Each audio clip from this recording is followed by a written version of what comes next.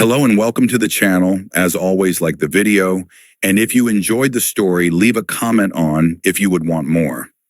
This fanfiction was not created by me, but in the description there is a link to the fanfic so you can show your support to the creator and read along. Without any more delay, let's dive into the story. Minato stood on the small platform as he overlooked the academy ground, as well as the new academy students stood in front of them all with looks of concentration on their faces. At the back the parents stood as they watched this proud moment that a lot of them had been waiting a long time to see. Today you make your first steps into becoming a shinobi and your first step to becoming a protector of the Leaf Village. You all start your journey on the road to becoming ninja to protect Konoha and all of the Land of Fire, but what does it mean to protect? Why should you protect this village and country? That is a question you will eventually have to answer yourself. However, being a ninja is a serious job, so not do so lightly. Your comrades in this village depend on you, so do your loved ones. One only becomes strong when they have something that they are willing to protect to the death. Step forward today and makes us all proud. The new academy students clapped loudly, as did the parents, as the fourth Hokage gave them all a wave of embarrassment from all the cheering they were giving him before suddenly he disappeared in a yellow flash. As he disappeared, a similar head of blonde hair looking down at the ground and just gave a tiny sigh as he watched his father disappear. "You okay, Naruto?" his friend Itachi, who was standing beside him, asked as he had seen him sigh when his father had flashed away. Naruto just nodded. "Yeah, I am fine. I was hoping he would stay to wish we good luck, but I guess that was just wishful thinking." As the instructors began to call out names signaling for what person would be in whose class, Naruto stared behind him to see a lot of the parents conversing with each other and happily talking with one another. His Nachan and his Jiji were there and gave him a small wave when they saw him look in their direction. Naruto gave them a half smile and waved back. He looked over a little ways to the right of them and saw Itachi's parents standing there. Fugaku had his usual emotionless face on, just staring at the sky, while Makoto was next to him with Sasuke gripped onto the hem of her dress, while in her arms she held a small bundle that was wrapped in light pink blankets. Makoto was carrying her daughter Ria Uchiha, who was born 3 months ago and had taken the Uchiha clan by surprise, especially Itachi, who never thought he would get another sibling other than Sasuke. Though when she was born, Naruto had never seen his best friend smile as big as he had when he had told her about little Ria. As he scanned the mass of parents, he had noted that a certain redhead was not at the ceremony, which was one of the reasons he felt so down right now. His mother had decided it was best not to go to his Genin induction. Though this time it was not the twins or work duties that kept her away this time. Just like Makoto, Kushina had been given the biggest surprise when she discovered she too was expecting another child. It made her extremely happy, especially when she and Minato discovered they were expecting another girl. While Naruto was genuinely happy that he would get another younger sibling, it also meant that he would be saying goodbye once again to any quality time with his parents. 9 months later, little Mina Uzumaki had been born, this time in the Leaf Hospital and with no crazy giant foxes trying to destroy the village. One look at her and everyone knew she would grow up to be the carbon copy of Kushina. Little tufts of red hair lay on top of her head with the same skin tone and even the same violet eyes that Kushina and Naruto had. Though he was weary of the fact at first, when he held his youngest and newest sister in his arms for the first time, just like Itachi had with Ria, Naruto quickly loved his baby sister and silently promised her that he would protect her and would get strong to protect her and the rest of their family. His and Itachi's drive to train and get stronger hit a new intensity when their baby sisters were born. Naruto Uzumaki Namikaze, Naruto heard as the noise went silent, and all watched as Naruto walked over to the man who just called him. He was a man in his early 30s with brown hair and eyes, wearing the standard chunin uniform. "Namikaze-sama, I will be your instructor for the next 4 years. I am Itamo Oba. It is nice to meet you, Oba-sensei. Please look after me," Naruto said, bowing a little and in a polite tone. Naruto got in line with some of the others kids that were in his class. He smiled when Itachi was called by their sensei, which meant they would be in the same class together. He was happy to have one friend with him. After about 20 minutes the parents all said their goodbyes, as well as Shizune and Hiruzen, who gave Naruto a good luck and goodbye before they left. Walking through the academy, they arrived in their classroom and quickly took their seats. Naruto and Itachi sat in one of the middle rows. They were joined in the middle row by a purple-haired girl who gave them both a shy hello, which they happily reciprocated. As they sat in their seats and listened as their new sensei explained the life of a shinobi and elaborated on the speech Minato had given them earlier, Naruto took a look around the room to see if there was anyone he recognized. Other than Itachi, the only other girl he recognized was a girl sitting at the front. She had brown hair with slightly tanned skin and had red fang marks on each of her cheeks.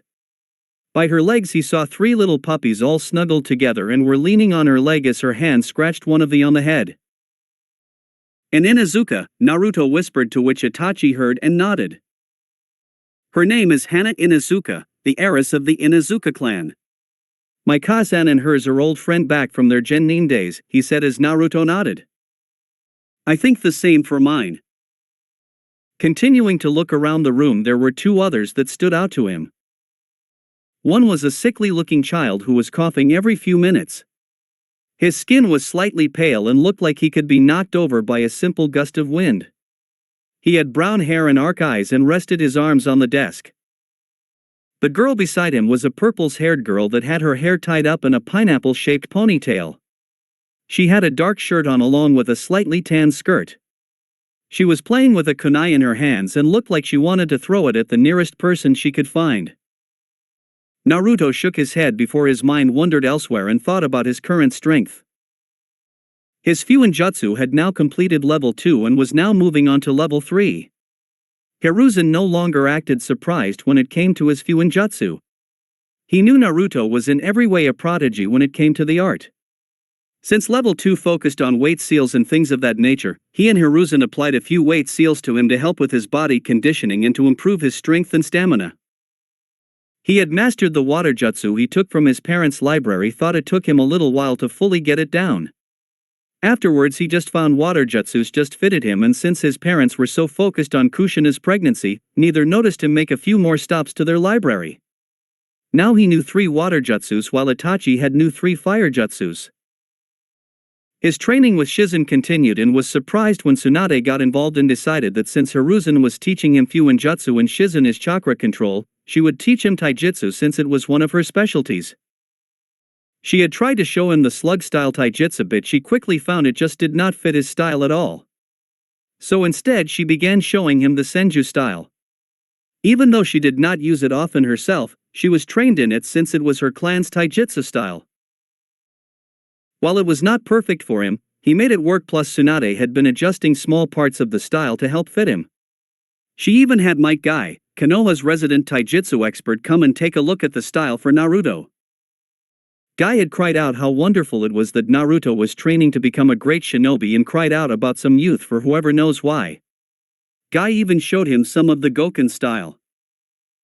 When Naruto showed an aptitude for that style as well, Guy and Tsunade decided to entwine the 2 styles together and create something completely new. They didn't have a name for it yet, but Naruto knew it had to be something awesome. And when it came to taijutsu, Naruto was learning quickly as well, once again showing that being a prodigy and being hardworking was already paying off for him. "Naruto, pay attention," Itachi said, elbowing him in the side, jogging Naruto back to attention. Right, sorry," Naruto whispered back as Itachi shook his head at his friend's habit of letting his mind wander. Naruto paid close attention to his sensei and what he was discussing to the class, thought he had noticed that some of it Shizen had already covered in his studies with her. "I don't think the academy is all it is cracked up to be," he thought to himself as he shook his head and tried to drown out his sensei's voice. The purple-haired girl next to Naruto saw his lazy form and the look on his face and covered her mouth to stop from giggling. "Young lady, is there something you wish to say to the class?" their sensei said, who looked like he did not enjoy being interrupted, while all student eyes fell onto the purple-haired girl. The girl blushed a little and twiddled her index fingers together. No sir, sorry sensei." "What is your name?" he asked, looking towards her. The girl stuttered a little. "Why you go Yuzuki?" "Well then, Miss Yuzuki, please try and keep any comments of noises to yourself," he said before he continued with his teachings. Nodding, she fell quiet as the rest of the class fell back to listening to their sensei, everyone except Naruto, who had turned his attention to Yugo. "What were you laughing at?" he asked, since he had heard her giggle from beside him. "I was laughing at you. You had a funny look on your face and made me laugh," she said as Naruto's eye shot up in surprise before internally he grinned. "You mean expressions like this?" he asked before he began pulling multiple different faces at Yugo, who was turning red and had to cover her mouth with her hands. Their sensei never saw any of this as Naruto pulled funny faces at Yugo, who looked ready to burst out laughing. Next to him, Itachi rolled his eyes, though half a smile on his face as he watched his friend act that way. Though Naruto was a lot like him and was quiet and serious most of the time, he had moments where a more fun-loving personality took hold of him. It was a lot like his mother's in that way. Naruto had inherited more than just his eyes from his mother. From the front row, Hana Inuzuka saw what he was doing and laughed into her hand as well, thinking that what he was doing was very funny. While at the back row, the other purple-haired girl and the sickly boy laughed as well, though the sickly boy needed to cough every few minutes, which gained much attention from their sensei. End of the day. At the end of their first academy day, most of the children went home to their parents so they could tell them all about the great first day and what they had learned. Everyone except for a group of 6 children, that is, Naruto and Itachi, were once again training with each other in the same opening in the forest as before. The others 4 had followed them after school to see what they were doing. The 4 were none other than Hana Inuzuka, Yugo Yuzuki, Enko Mitarashi, and Heiei Geku. The 4 had become quick friends, but when they had tried to befriend Naruto and Itachi, the 2 boys kept eluding them and separated themselves from everyone else. They almost spoke with them during lunch, but the academy school bell rung, and when they looked back, the 2 boys had already disappeared. "Hayate-kun, stop coughing or they will know we are here," Yugo said to the ill boy, who nodded. "My apologies, Yugo-san, the pollen from the plants is making it difficult to breathe," he said as he tried to get his coughing under control. "Shoo, stop talking you two or our cover will be blow," Hana whispered a little harshly while Anko grinned as she watched them. "I wonder how strong they are. I bet they would be a good fight," she said, licking her lips a little before zoning in on scene in front of them. "Wait, where did the Uchiha go?" They all looked in front of them and realized that Itachi had indeed disappeared and that Naruto was now just standing still and was looking towards where they were hidden. "You know, you 4 can come out now. We know you have been following us since we left the academy," Naruto called out, making the 4 freeze in place. "We would appreciate it if you could just come on out," a voice said from behind them, making them jump out of their skin and turn around to see Itachi with an amused expression on his face. "You know, if you wanted to watch us or train with us, you could have must come out and say it. There was no need to just hide." Naruto appeared in front of them. The 4 kids looked a little embarrassed and went a little red. From Hana's side, the 3 pups sniffed the air and patted over towards Naruto. Naruto saw the 3 pups and smiled as he went down on his knees and began petting them. The pups seemed to enjoy it since they were wagging their tails and had their tongues hanging out of their mouths. "Whoa, that was quick," Hana said as she walked towards them.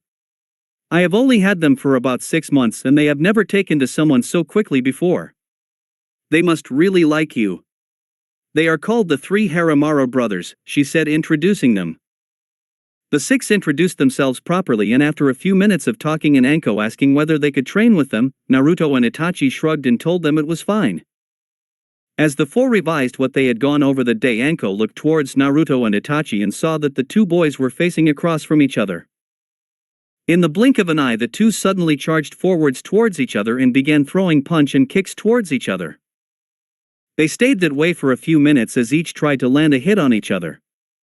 The 4 recognized Itachi's way of fighting was that of the Uchiha clan fighting style, while the one Naruto was using looked like the Senju style, though a few bits of it was off and it looked like another form that they did not recognize. It also made them wonder why Naruto was not suing the Uzumaki style that his mother knew, since Kushina was quite well known for her strong taijutsu prowess. The 2 were then forced and stumbled back when both managed to land a punch on the other's cheek.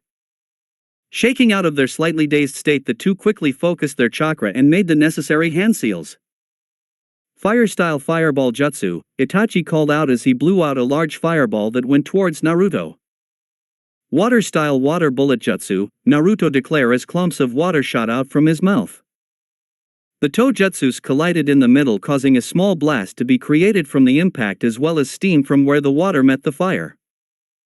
The steam caused the view of the two to get blocked out for a few minutes as the four tried to make out where the two boys were.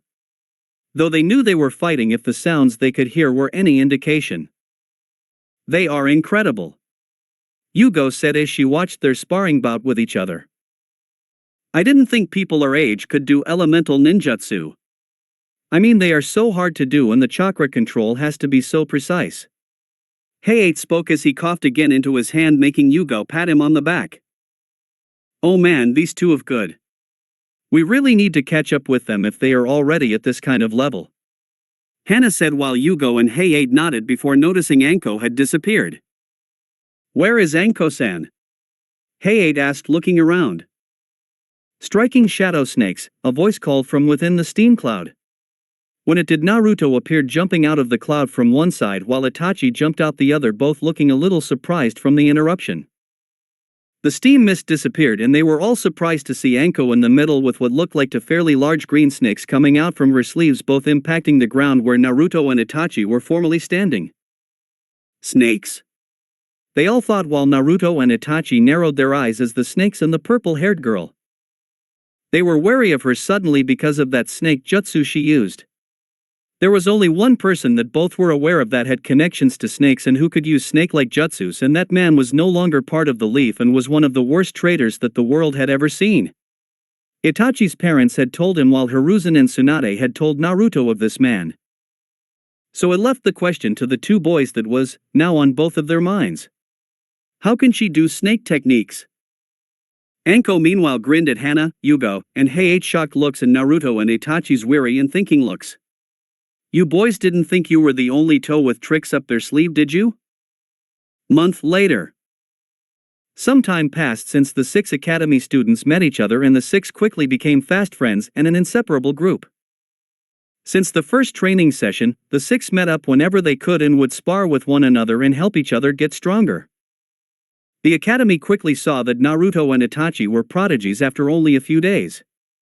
It was mainly noticeable when the two were first showed how to do the henge technique and managed to master it by the end of the day, which left the instructors baffled. Itachi was quickly becoming known as the prodigy of the Uchiha clan, where Fugaku and Makoto were immensely proud of their son, while Naruto was the same for his family. He was even surprised when Kushina and Minato had hugged the life out of him when they found out. Though the small celebration did not last long, Naruto enjoyed that moment where his parents' eyes and attention was focused only on him. Tsunade, Hiruzen and Shizen marveled at it, though since they were training him before the academy it did not come as much of a surprise. Meanwhile Anko was quickly becoming the best of the girls, though Yugo and Hana were doing their best to give her a run for her money. Though Anko was strong for her age, she was not quite at Naruto and Itachi's level, though when she sparred with the two, she made sure to make them sweat as much as possible. So Gigi, are you sure you don't mind taking me? Naruto asked Hiruzen as they walked down the market towards a shinobi store that Hiruzen had told him about and had wanted to take him to for some time now. Of course Naruto-kun, now that you are in the academy it's time to get you some proper shinobi clothing and some proper weapons and equipment. Even though it's the person that makes the shinobi, it is essential that you have the correct equipment with you and that you are wearing appropriate clothing. Hiruzen glanced down at his surrogate grandson. So an orange jumpsuit would definitely be out then? Naruto said, pointing towards an orange get-up in the window of one of the stores.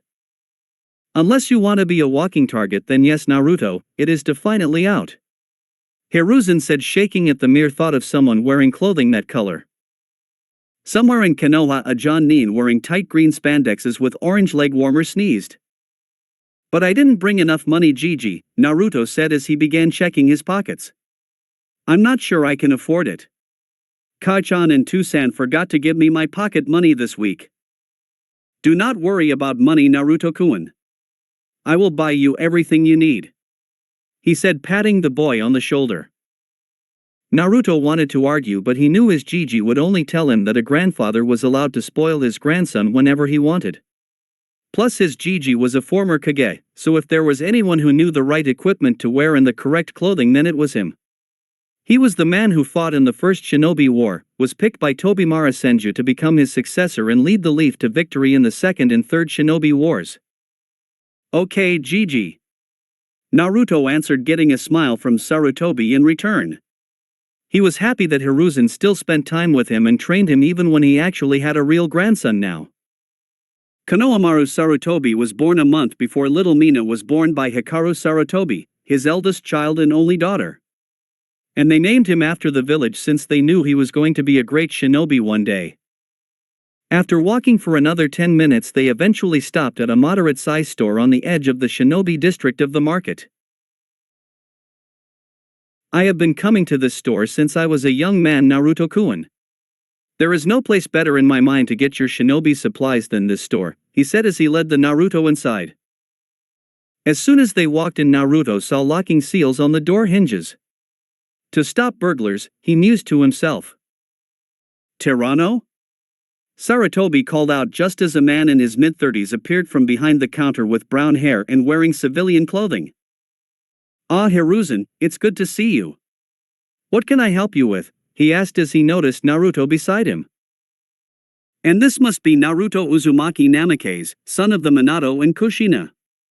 I was wondering when you were going to bring him here. Now that Naruto-kun is in the academy, I believed it was time to get him his proper shinobi gear. Well, I am honored you came to my store. I am glad the shinobi of the village continued to come here even after my father passed the store down to me. Tusan, look, a squeaky voice called, making them look over to see a little brown-haired girl with her hair tied in two buns wearing a little pink top and shorts with a wooden kunai in her hands. I can finally throw it on the target right, she said, making Tyranno and Hiruzen laugh. That is great, sweetie.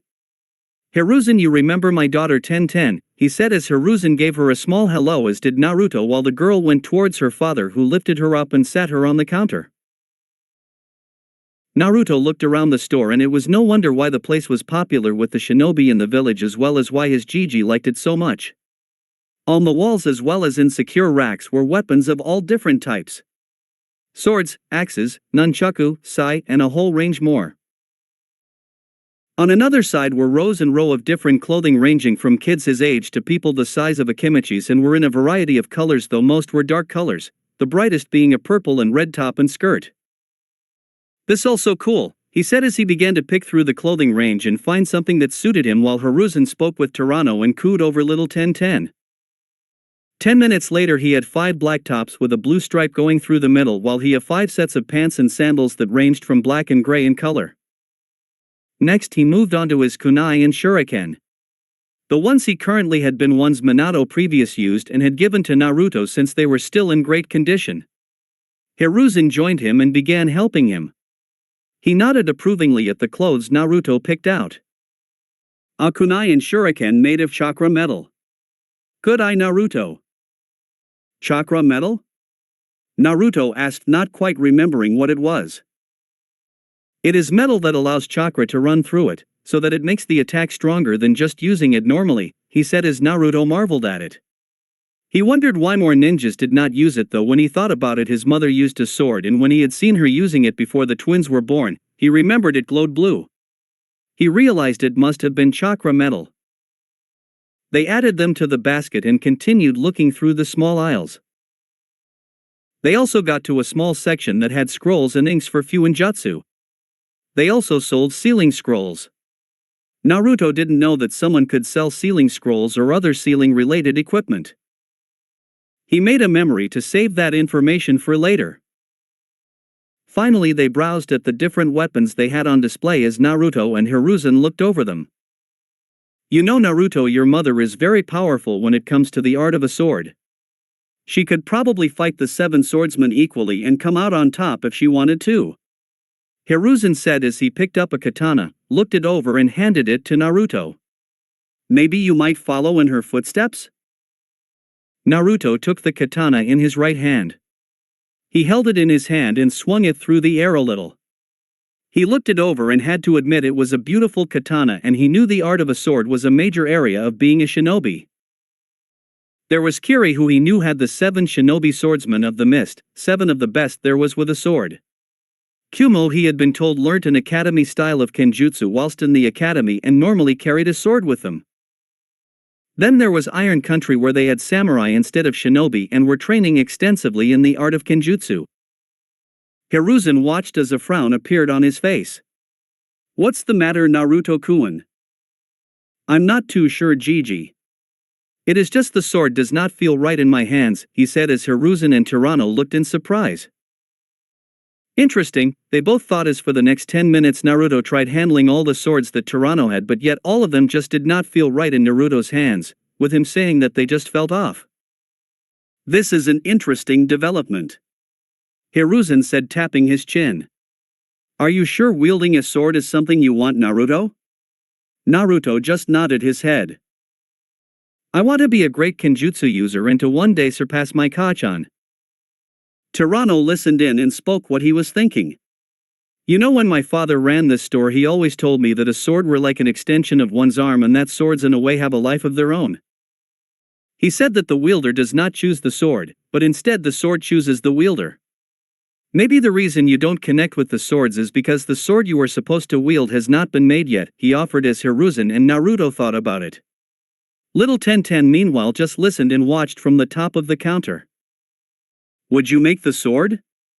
Hiruzen asked as Tirano shook his head. "Not myself, but I have a trader from Iron Country that visits here a few times a year. He worked for my father and even did some business with. I can contact him and ask for a blacksmith to construct a sword for Naruto. The man he does dealing with, believe it or not, is Muramasa Sengo," he said, getting a look of surprise from Hiruzen. "Who is that, Gigi?" Naruto asked. "Muramasa Sengo is one of the best blacksmiths of our era, Naruto-kun. His katanas and weapons he makes are works of art, and many would like to get their hands on one of his swords. He is also the man who built your mother's katana," Tirano said, getting a look of surprise from Naruto.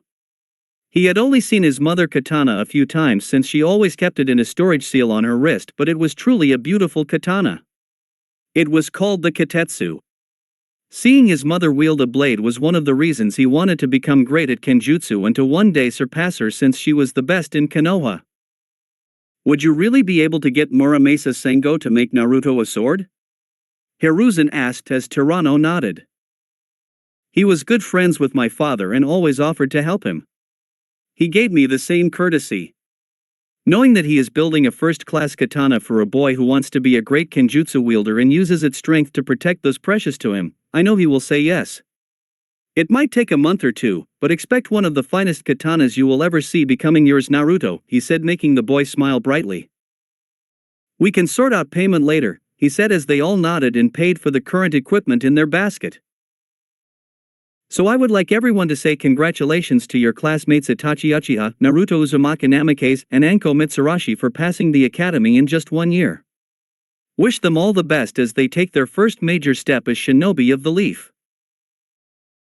Naruto, Itachi and Anko stood at the front of their class with smiles on their face as their fellow students called and told them well done. After a year at the academy, the teachers there along with the council knew that despite only being 9, that the 3 were more than ready to become genin. All 3 easily outclassed the others in the class, and that keeping them in the academy would be a waste of their talents. Yugao, Hayate, and Hana clapped the loudest to their friends and had sworn that they would do their best to catch up with the trio by next year. "Now the real path of being a shinobi begins," Naruto said as Itachi nodded like he normally did while Anko grinned a big smile. "It's about time too. I was beginning to get so bored here that I thought my head was going to roll off my shoulders from the boredom. I am honored to have the 3 of you in my class for the little time that you were here. Good luck in your shinobi careers. I know that all 3 of you are going to go far," their sensei said as he bowed back. "Thank you, sensei," they said at the same time. "Your new Jonin sensei has told me that you will meet them on the roof and that they will be there in 10 minutes' time." The 3 nodded, gave a wave to their 3 friends who did the same before they exited the classroom. As they got out of the room, they nodded to each other before making the ram seal with their hand and shunshine to the roof. They had learnt that move from Hiruzen after Naruto had asked him to teach him a jutsu during one of their breaks from Fuinjutsu. He had thought about it for a few minutes before settling that Naruto was ready to learn the body flicker technique. Once he taught it to Naruto, the blonde boy then taught it to the others. Hana, Hayate, and Yugo struggled with it and was still trying to learn it while Itachi and Anko had it down within a few days. Arriving on the roof, the three sat together on the floor. Naruto read a book on Fuinjutsu, Itachi stared at the clouds while Anko twirled a kunai around her index finger.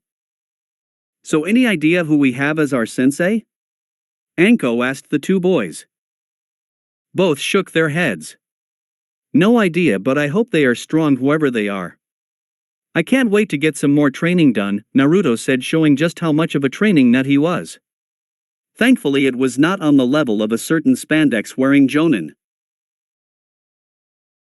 "Whoever they are, I am sure they are capable.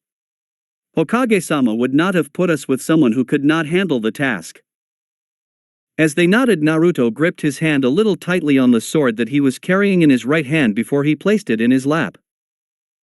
After 2 months of the order going out from Torino at the shinobi store, the katana that he was waiting for finally arrived. And when he first saw it, he could not help but admire how beautiful and different it was. Torino even said it must have been one of Masamune's finest work. The blade was 27 inches long and the metal was much to his surprise black with a distinct red edge, and its handguard had flower-like edges. The handle was a dark purple color while the sheath was plain black but had 2 Uzumaki spirals in red going up the side. One of the first things Naruto noticed was that it was a little bit heavier than other swords, but he was told that was due to the metal of the blade being harder and denser than other blades, which would give it more physical strength. He knew it would take a bit of time to get used to it, but since his weight seal were now up to 30 pounds on each limb, he knew the weight of the blade would not be a problem. When he had received it, he, Hiruzen, Shizen and Tsunade had marveled at how elegant yet powerful the blade looked, with all three claiming they had never seen a blade quite like it. After receiving it, he had given it a name that he knew would one day make this blade famous: the Shusui. Everyone else agreed that the name just fit the blade. He made a storage seal on his wrist similar to his where his mother kept hers, since he wanted to keep the Shusui on him at all times. He tried to show Kushina the blade, but she only looked at it while it was in its sheath, much to his annoyance. He debated in his head whether to ask her to teach him kenjutsu, but due to past experiences of wanting to ask either Kushina and Minato to train him, he decided against it and figured he would eventually come across a style that worked for him. Until then he could practice with it nonetheless. When it was not sealed up, it was strung to his side. He didn't want to strap it since it just felt right staying in his hands. If I ever meet Muramasa, then I must give him my eternal thanks for this, he thought. As he thought about his sword, an energy signature he recognized appeared to be heading towards them at a great speed. Itachi and Anko saw him tense up a little and were now on alert, since they recognized when Naruto could sense someone. While they readied to defend themselves, they saw Naruto quickly relax, indicating whoever it was they were not hostile towards them. Just as they three settled, a swirl of leaves appeared in front of them. When the leaves all disappeared, they all looked in surprise, especially Itachi when the person standing in front of them was none other than a jonin uniform-clad Mikoto holding little Ria in her arms, who was giggling madly. "Mikoto Obasan? Kaa-san? What are you doing here?" Itachi asked, since he was surprised to see his mother wearing her jonin uniform. He could not remember the last time he'd seen her in her old shinobi uniform, which looked like most of the other uniforms, except she had only one sleeve, leaving the other arm bare, and wrapped around her left thigh was a gray sash with the kanji for fire on it, while on her back was a strapped tanto. "Well, is that not obvious, Itachi-kun? You are waiting for your jonin sensei and here I am," she said, getting 3 gobsmacked looks before Naruto fist pumped the air. "Awesome. Mikoto Obasan is our sensei," he cheered as little Ria looked a little confused but cheered as well. Anko looked happy, since she knew that Mikoto Uchiha Konoha no Hai Misutarisu, Fire Mistress of Konoha, was one of the best kunoichis in the village. She was up there with Tsunade and Kushina. "Are you sure, Kaa-san? But what about Sasuke and Ria? And does Two-san know about this?" "Do not worry, Itachi-kun. Sasuke will stay with one of our sitters while Ria will be with me during our D-rank missions. Then when we eventually get to higher missions, I will arrange for some of the other clan members to watch over them while I am with you all." And do not worry about your father. Even if he does not like it, I am a shinobi of this village and I felt it was time to get back into this life. Plus I have always wanted to take a genin team, and who better than the team my son is in, she said, kissing his forehead, making him blush a little while Ria sat in her big brother's lap. Well, now that I am here we can introduce ourselves to one another since it is a must-do for a new team, she said as she sat in front of her new team. Say your name, your likes, dislikes, hobbies and dreams for the future. I will start. My name is Makoto Uchiha. I like my family, fire jutsus, my friends, and the village. My dislikes are traitors, rapists, those who hurt children and those that dare to hurt my family. My hobbies are learning something new every day and cooking.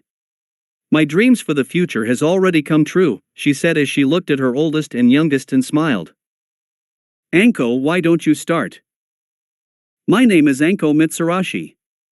I like my few friends, dango, fighting and blood, she said, making them sweat drop a little at the last part. My dislikes are perverts, men who think women can't be as strong as them, arrogance and more. My hobbies are making people who I don't like miserable. My dreams for the future, to kill a certain white snake, she said as she got serious at the last part. Her two teammates looked at her curiosity since she had never mentioned that last part before, whilst Makoto narrowed her eyes. She, like the other higher-ups in the village, were aware of Anko's past and understood why she wanted that as her dream. Itachi was up next. My name is Itachi Uchiha. My likes are my friends, family, ninjutsu and genjutsu and visiting cafes. My dislikes are those who try to hurt my precious people, steak, and those who think they are better than everyone else and who only crave power for selfish reasons. My hobbies are meditating and training to be a great shinobi. My dream is to protect my home and surpass the Uchihas of old. And now our last member, she said, nodding to Naruto, who nodded. My name is Naruto Uzumaki Namikaze. My likes are my precious people, ramen, hyuanjutsu, and kenjutsu. My dislikes are people who try to hurt my precious people, rapists, perverts, and those that gain power for selfish reasons. My hobbies are training, spending time with my Gigi and my friends. And my dream for the future is to surpass my parents and to become a great protector of the village.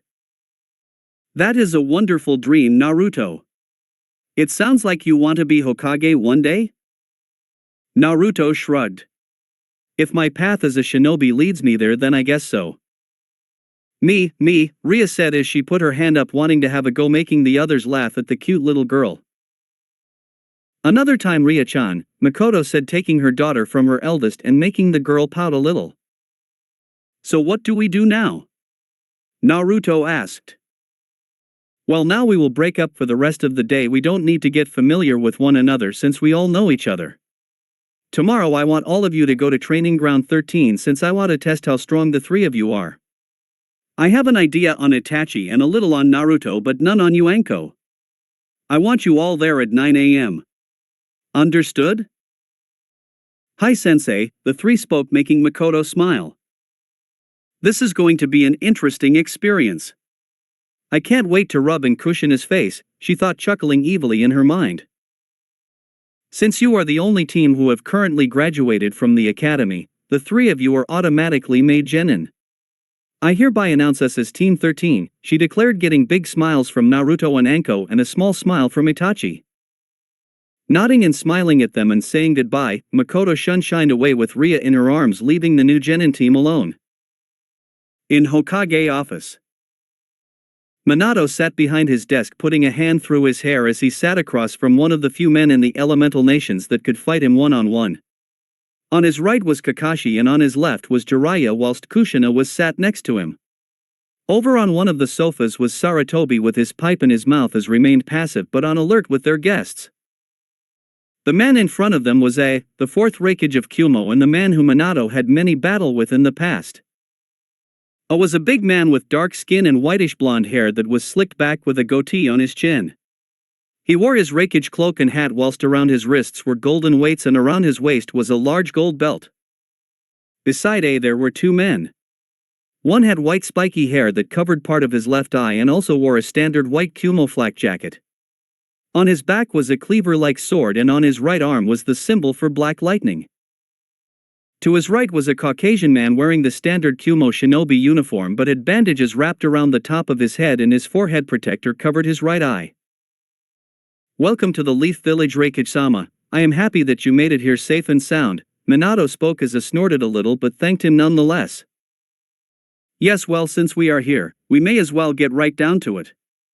No sense at postponing this," he said as Minato nodded while Kushina kept her guard up. Since the attempted kidnap on her life by Kyuubi shinobis when she was younger, she had always been very weary around Kyuubi shinobi. To be frank, she did not trust them one little bit. "I agree. I see no reason why our two villages should have to be at each other's throats anymore, and I am more than willing to put the past behind us if it means the Leaf and the Cloud can finally see each other as allies other than enemies of us." "I agree as well.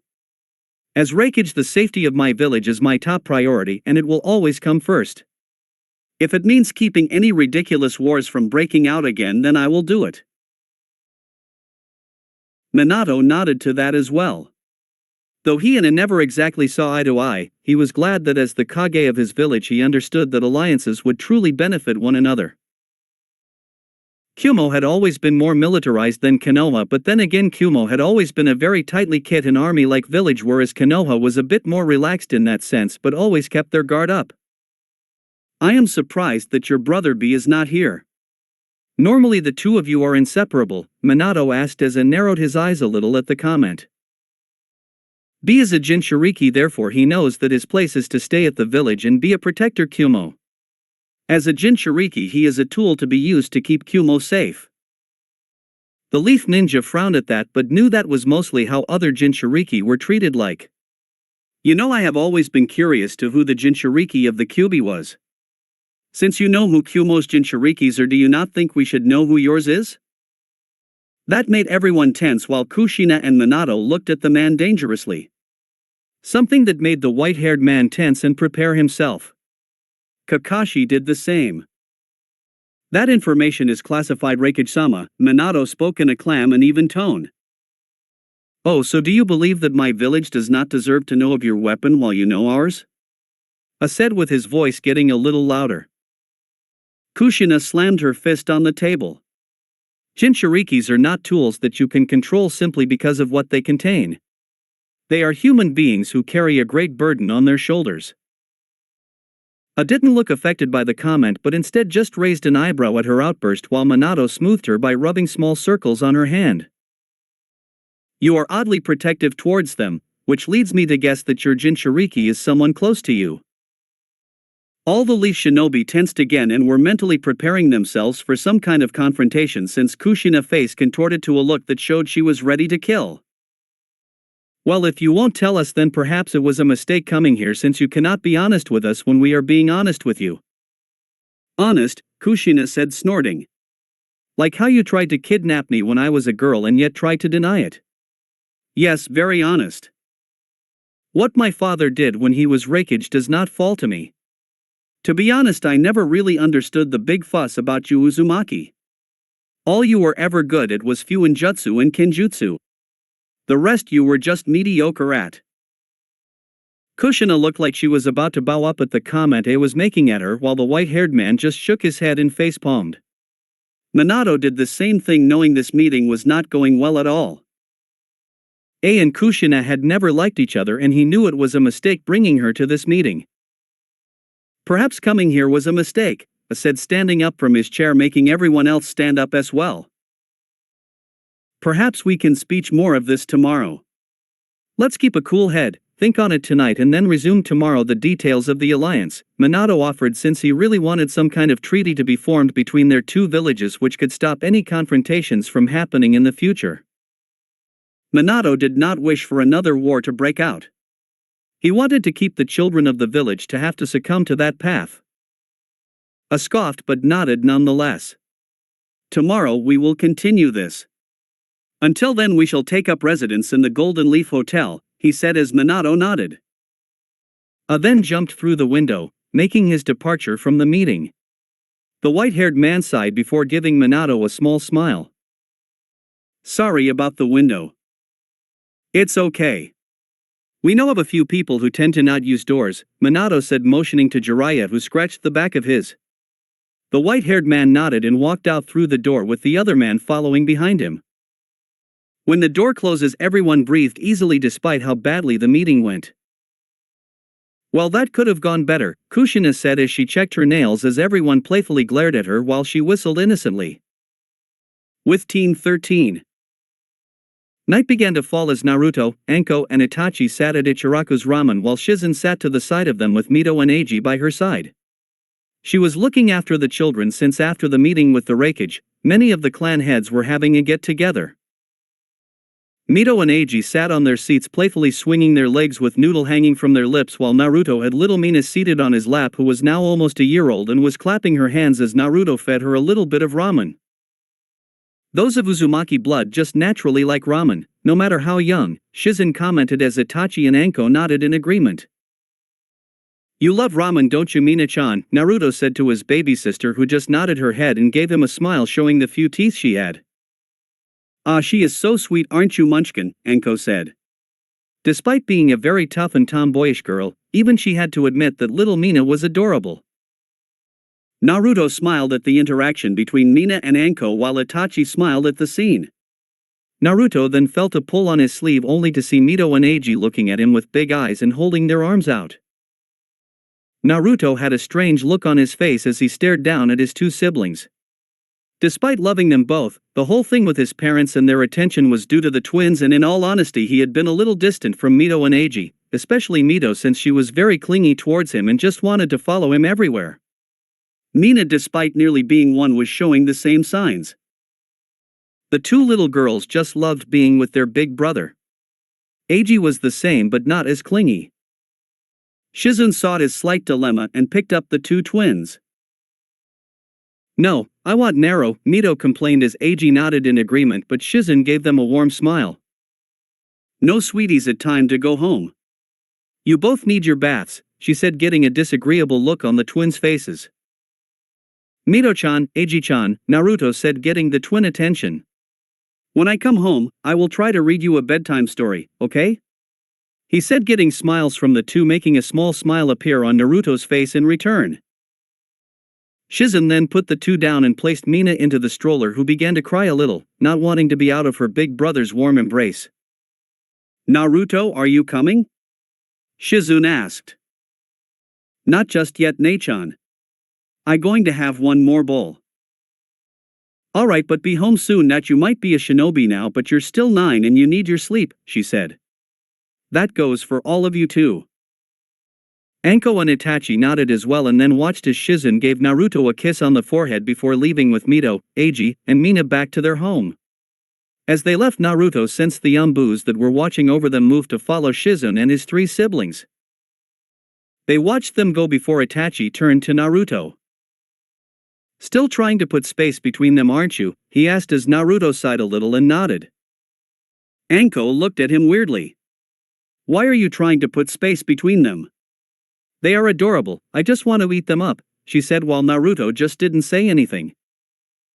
It's just some personal business, Anko-san, Itachi said, making Anko look at them both weirdly before she nodded. The trio sat there as they talked to one another, sometime also speaking to the ramen stand owner Tucci, who the three saw as a nice middle-aged man who was happy to help any who needed help. He had a daughter their age, Ayam, who they had seen a few times. As Anko and Itachi spoke with Itachi, Naruto's sensor abilities picked up on something that he felt was irregular. He could feel the Kumo shinobi along with the Raikage enter the moment they entered the village. The Raikage stood out among the other two since his power was enormous, the same as his father and his Jiji. Naruto hopped of the stool and stood in the middle of the empty street as he looked in the direction of where the signature was coming from. Naruto-kun, what is it? Anko asked as she and Itachi followed him. One of the Kumo shinobi, he said, already putting the two on alert. He not at the hotel with the others. He over by the Hyuga compound. Why is he there? Naruto said aloud, making Itachi and Anko widen their eyes. You don't think he is going to kidnap a Hyuga, do you? Anko asked, since they were both aware that Kumo for some reason desired the Hyuga clan dojutsu, the Byakugan. Let's go check it out, he said as the two nodded and headed towards the Hyuga compound. It only took a few minutes before they arrived on one of the buildings opposite the Hyuga compound, and Naruto immediately began scanning the area for the Kumo shinobi he could sense. After a moment of search, he saw a black-clad figure against one of the outer walls, showing it to be the Kumo shinobi with the forehead protector covering his right eye. In his right arm, their eyes widened when they saw the Hyuga heiress, Hinata Hyuga, unconscious in his left arm. "Anko, go warn my father." Now, he said as Anko did not need to be told twice before taking off as fast as she could. All the clan heads are at that gathering. He knew the head of the Hyuga clan would not be here, Itachi said as Naruto nodded. "We have to buy some time. We can't let him get away." Naruto and Itachi took a deep breath, knowing this could go very badly, but they were shinobi of the lead now and it was their duty to protect the people who live there. As the Kumo shinobi was about to move, both boys threw shuriken towards him. The Kumo shinobi sensed them coming and dodged out the way and landed a little to his left. He looked to his left and his eyes widened a little when Naruto appeared a little in front of him with the shusui unsheathed and descending towards his head. He expressed interest in the black sword for a moment before he grabbed a kunai from his right pocket and blocked the strike, though buckled a little from the strength of the blade and saw his kunai crack in a few places. However, when he blocked and focused on Naruto, Itachi appeared to the side and grabbed Hinata, formed the man's grasp. They both heard the man curse loudly as Itachi jumped away as fast as he could, with Naruto doing the same. They regrouped with each other while protecting Hinata. "Give me the girl, brats. You don't want to piss me off," he said, taunting them. "We are shinobi of the leaf. We will not let you kidnap one of our own," Naruto said back. The man laughed before making a few hand seals. "Let's see if the you brats can live up to what you claim," he said. Raitun, Dendu Underi. A thin wire of lightning erupted from his midsection and shot all around him and toward Naruto and Itachi, aiming for their stomach as if wanting to bisect them. Naruto jumped in the air while Itachi managed to jump just before the man performed the jutsu. When Naruto looked at Itachi, he saw red and 3 tomos in each eye. Sharingan, he thought, believed Itachi used it to predict the man's movement. As they jumped, the Kumo appeared in front of Naruto and kicked the small blonde and knocked him to the ground. He did the same to Itachi, but with the Sharingan activated, Itachi managed to dodge the swipes and kick them and was giving him but could not attack due to having Hinata still in his arms. Itachi gritted his teeth a little since he could not fight back, but then heard Naruto's voice. "Water style, water bullet," he said as balls of water made their way towards the Kumo ninja. The Kumo nin jumped out of the way, enabling Itachi to appear in the gardens of the Hyuga compound and lay her on the ground before going back to the battle.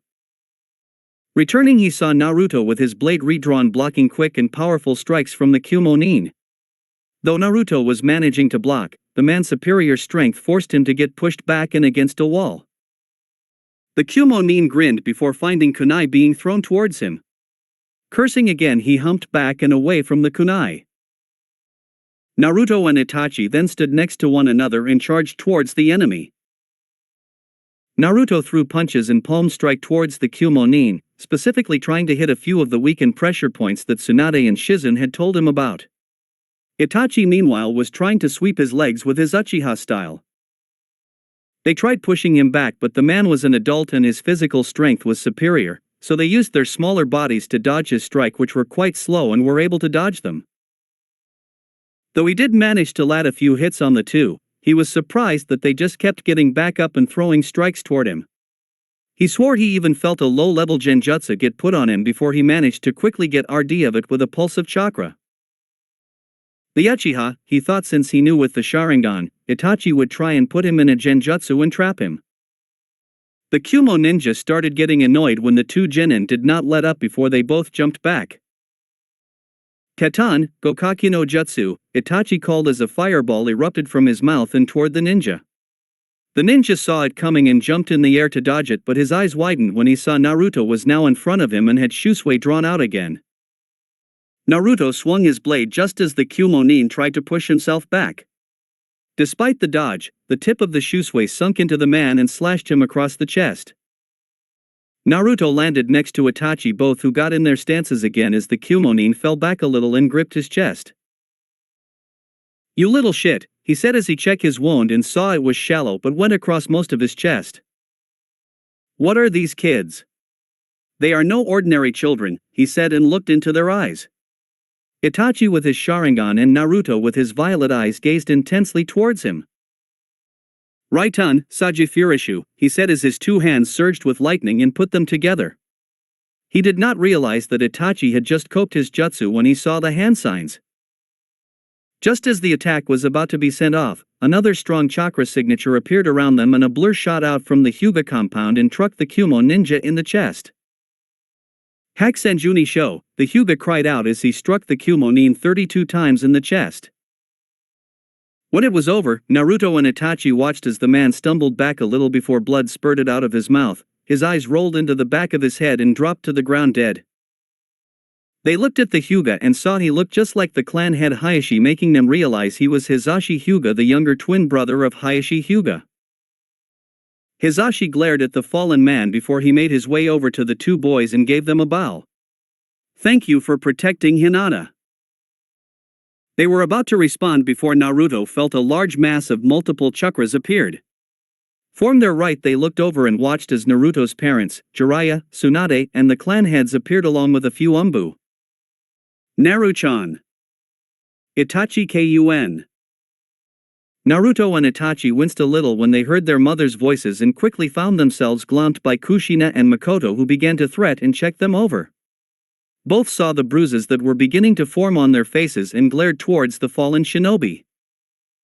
When the two mothers were told by the two boys they were okay, Kushina nodded and joined Minato, who was speaking to Hisashi with the others, while Makoto hung back with the boys. Naruto watched as Itachi went a little red with Makoto still checking him over and was planting kisses on him. From where he could stand he could hear his mother saying they should check on the twins and Mina. Even now, they are all she can think about, Naruto thought a little bitterly as he looked down at the ground as he shook slightly. Shaking his head a little, Naruto began to walk away and just made his way home while Itachi gave him a sad glance while Makoto just wondered what had him so down. Meanwhile, Tsunade and Hiruzen, who had heard what Kushina said, looked at Naruto with sadness in their eyes. "We need to talk to them about this Sarutobi-sensei. Look at Naruto-chan, even if he doesn't necessarily show it, the way they treat him is affecting him. I heard from Shizune that he is distancing himself from the twins, it's like he doesn't want them to get too close to him," said Tsunade, worry clear in her voice. "While I agree with you, Tsunade-chan, the question still remains, how would we get them to see what they are doing to young Naruto? I doubt they even realize that their actions, or rather, inaction, is causing him any sort of grief," he replied, also worried about the young boy that he saw as a grandson. "At moment the only thing we can do is wait and see if they will realize their mistake before it is too late." Naruto stood at the north gate of Konoha as he waited for his team and sensei to arrive so they could go on their mission. Today marked their first C-rank mission ever and Naruto could not help but feel a little excited. The night the Kumo shinobi had attempted to kidnap the Hyuga heiress, the Hyuga clan as well as the shinobi council had been extremely thankful towards him, Itachi and Anko, since if it was not for Naruto and Itachi holding the ninja back and Anko going to warn the Hokage, then they may have lost the Hyuga heiress. As a reward, they made the rescue a completed or ranked mission and all three genin got the pay. It also set a new record as Naruto, Itachi and Anko became the youngest teen to ever go on an A-ranked mission. Makoto of course gave them a small scolding, but they knew that was just the mother in her talking. Though she was extremely proud of her first genin team and knew from that moment that Naruto, Itachi and Anko would go on to do great things. They had their test the next day, which was basically to let Makoto see their level of strength. She was not disappointed and, on more than one occasion, had found herself on the defensive before managing to push them back and subdue them. It made the trio realize that Makoto was a very powerful woman who had rightfully earned the title of Fire Mistress of the Leaf. Since then, for the next 6 months, they went on simple D-rank missions all around the Leaf Village. They came up with a simple routine, which was to perform D-rank missions in the morning, and then they would break for a lunch break before meeting up again for a few hours in the afternoon to train. Makoto had managed to find certain aspects with each of the three to help train them, and which she was thankful for, since she was not the type to leave one out while focusing on the other two. With Itachi, she helped him with his ninjutsu and genjutsu, since they both had the Sharingan. Anko was taijutsu, and she would spend a good hour or more just blazing it out with the girl while also focusing on her elemental ninjutsu, which she decided to learn after seeing the two boys use theirs for the first time. Not surprising, she had fire element as well, which was a bonus. With Naruto, she struggled with for a short while before she could also help him with his taijutsu and kenjutsu. Though she used a tanto as a weapon other than a katana, the dynamic were similar, plus it gave Naruto plenty of time to practice his kenjutsu skills against his sensei and improve them. As Naruto thought of his skills, he looked down to the ground and stared at his two hands. He had always wondered what could help him stand out from his parents and teachers, since they were all very world-renowned. His father had the Hiroshin, his mother had her kenjutsu, and both had fuinjutsu. Makoto had her fire jutsu, Tsunade her healing skills and super strength, Jiraiya had his toe jutsus, Kakashi had his chidori, Itachi his Sharingan, and Sarutobi with his bojutsu and decades of experience. He had wondered what would set him apart from the rest. And it was 1 month ago when he finally found just what that was. Flashback.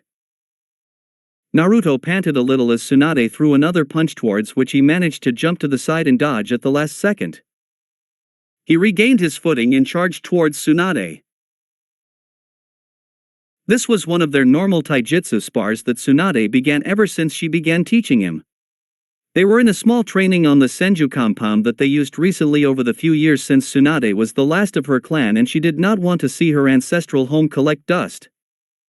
He threw his right fist towards her, which she caught almost effortlessly in her right hand. When she did, Naruto's right leg came up and swung from the side as well. Tsunade brought up her left elbow and blocked the strike. "Got you now, Naruto-chan," she said with a smirk before her eyes flickered to the side to see his left fist now coming toward her, having used the momentum to push another strike towards her. It was about to strike, but she dodged the strike by moving her head to the side before she spun around on the spot and threw him towards the other end of the area. Naruto managed to land on his feet, but due to the speed he was going at, he fell into his behind and hit a tree. From the sidelines, Shizen and Hiruzen winced a little at the impact but saw that Naruto was already getting back up before he went forward and charged again, quickly engaging Tsunade again. "Naruto-chan sure has spirit. He and Tsunade-sama have been going at it for 2 hours now and he is still going." Shizen commended, though she was not surprised given the Uzumaki stamina.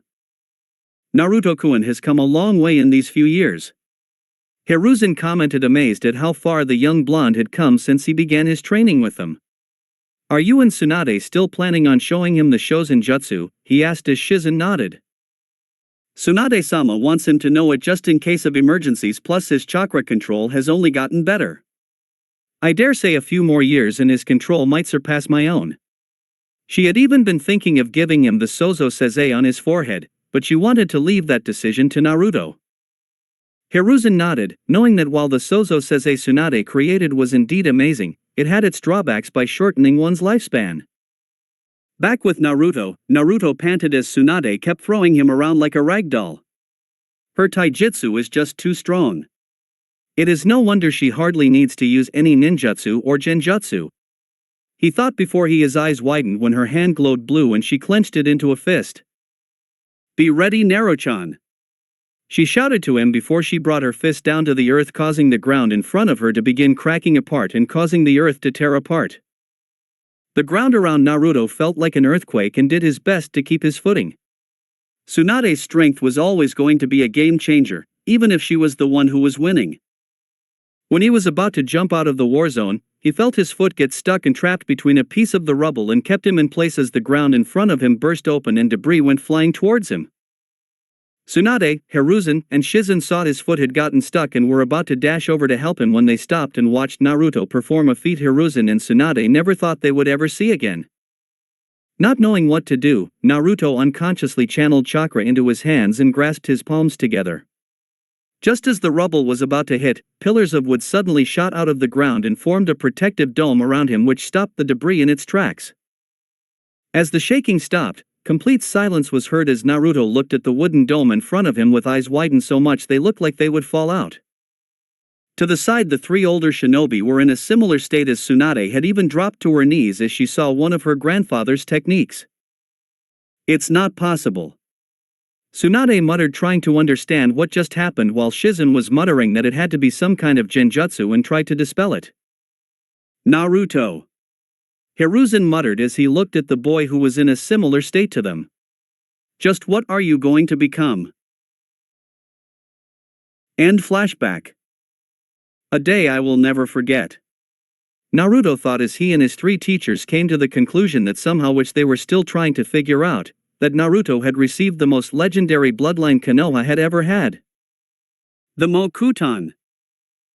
For the time being they kept it a secret, since if word got out to enemies of Konoha or even to some of the higher-ups in the village like the elders or Danzo that Naruto had the legendary Mokuton of the Shodai Hokage, Naruto's life would never be the same. Naruto-kun. He heard snapping him out of his daze as he saw Makoto along with Itachi and Anko at her side coming towards him. Do you have everything you need? Makoto asked as he showed a scroll in his right hand. So to recap, what was the mission again? Naruto asked, wanting to familiarize with the mission as much as possible. It's very simple really. We are to take this scroll. Makoto said, waving a small scroll in her hands before sealing it away into her wrist. And we have to deliver it to Mifune, the general of Iron Country. The scroll has updates on the next shipment of chakra metal that we get traded with from Iron Country. I thought Iron Country was a neutral country. Plus it has samurais, not ninja. Anko asked. It is, but even though it does not align itself with the other nations, it does trade with them, since Iron Country is a cold nation and it needs things like food imported since they can't grow food well in cold climates. Then let's go. I can't wait. This will be my first time out of the village. Naruto said. Itachi quickly said the same while Anko stayed quiet. Team 13 set off from Konoha to the cold conditions of Iron Country. 2 days later. Naruto, Makoto, Itachi and Anko sat on 2 logs as they stopped for a short moment to take a breather from tree jumping and to get some food in their stomachs. 2 days of traveling were an interesting experience for the 3 genins, since their D ranks only ever took a few hours at the most. Naruto was currently eating a few onigiri he had made prior to the mission. Another thing his Nachon Shizen had drilled into his head was how to make simple basic meals that could be taken on missions and which would not take up much room. Onigiri had quickly gone to the top of the list, and he made sure to make enough for the trip there and back. Makoto and Itachi were eating some leftover stew that Makoto had made for dinner before they left, while Anko was eating some dango she acquired before they left Konoha. As they ate, Naruto began to pick up on multiple signatures closing in around them and were coming towards them at a fast pace. He looked towards Makoto, who had already picked it up, as had Anko and Itachi. The 4 nodded to each other and silently readied their weapons. A minute later, a swarm of arrows suddenly flew out of the woods around them and hit them, only for all 4 members to burst into smoke and be replaced by a log. Naruto blocked a sword strike from an overweight bandit before he kicked the man in the gut, which knocked him back and knocked him out. A dozen or so men, who were obviously bandits, ran into the small area where they had been eating. They obviously thought they could win against 3 children and a woman. Where did they go? One asked as they looked over the logs that were now on the ground. Just as another was about to speak, a rustle from above them made them look up to see Team 13 drop out of the trees and in the center of them before they began to attack. Naruto dropped between 2 and managed to split kick them both in the face, making them get knocked back. When one of them got back up, he ducked a strike and landed a strong strike on his left kneecap, making it break in the process, as well as the bandit fell down holding his knee in pain. The other got up, but before he could do anything, Naruto threw a bunch of shuriken towards him, pinning him to the tree. From his side, he watched as Makoto and Itachi easily took out the bandits around them, though Makoto just looked bored if anything and was simply chopping the back of their necks and quickly tying them up or drove her tanto through their chests. He watched as Anko shot a snake out of her sleeve, to which the snake then bit down on the man's jugular, causing blood to pour out of his throat and drop to the ground like a sack of potatoes. Anko had killed, and he noticed she had no problem with it. It made him wonder if she had ever killed before. He dodged a swing of a large wooden club and kicked the man square in the face, making him fly back and hit a tree. He sensed around and felt there were only a few of the bandits left, which quickly were taken out by Itachi and Makoto. However, he suddenly felt a small burst of killing intent hit him. It was nothing in comparison to what he was used to during his spars with either Makoto or Tsunade, but it was enough for him to notice it. His body acting on autopilot, he turned round, readied his blade and threw it forward. When he did, he felt a small warm splash hit his face. He wiped his other hand over the wet splash and looked at his hand in front him. Blood. When he looked forward, he saw a man in his early 20s wearing similar clothing to the other bandits around them with a chipped sword in his hand. Naruto's blade was in front of him, currently stabbing the young man in the chest. Naruto had a look of horror appear on his face as he realized what he had done, and his hand began to shake. His eyes stared into the man's brown ones and watched as they suddenly rolled into the back of his. Naruto slowly took his blade out of his chest and just stood there as the man fell to the ground as his breathing stopped completely. "Naruto?" Makoto asked from behind him as Anko was seen standing behind Itachi, who had just thrown up. He had taken his first life as well by snapping one of the bandits' necks. Anko patted his back gently as Itachi just stared down at the ground. I killed him. I didn't mean to, it just happened. My body reacted on its own," he said, stuttering as Makoto closed the distance between them and placed her hands on his shoulders. The first kill is always the hardest to take, she thought as Naruto suddenly ran from her grasp and, like Itachi had done moments ago, threw up behind a bush. As he did that, Makoto began collecting the bodies of the dead bandits and placed them in a pile. She then performed a few fire jutsus and set the bodies on fire so that the bodies could be properly disposed of. The ones that were still alive did not stay alive for long before Makoto slashed their throats with her tanto and added them to the burning fire. Afterward, her gaze softened towards Naruto and her son. This was one of the reasons she wanted this C rank. The way to Iron Country was known for having a lot of bandit encampments, and she wanted Naruto and Itachi to have their first kill. It was always tough for a genin to kill, but killing was in the job description of being a shinobi. She saw Anko was okay, which she knew she was. Anko had already killed due to her past tutoring. By having their first kill, they would not hesitate to do so again later on. Though she was 13 when she had her first kill, and the memory of the man she killed still appeared in her head from time to time, but Naruto and Itachi were strong, a lot stronger than others their age, and she knew deep down that they could take it, handle it, and rise above it. "Come on," she said, patting Naruto and Itachi's shoulders and rubbing them gently. "Let's get moving.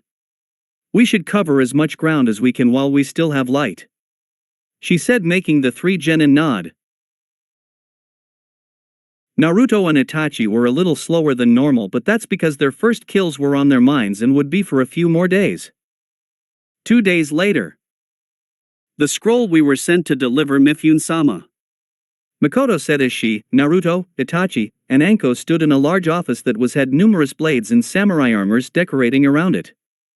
On one of the walls was 3 picture frames hanging up showing 3 men all dressed in samurai armor and all looking very powerful and intimidating.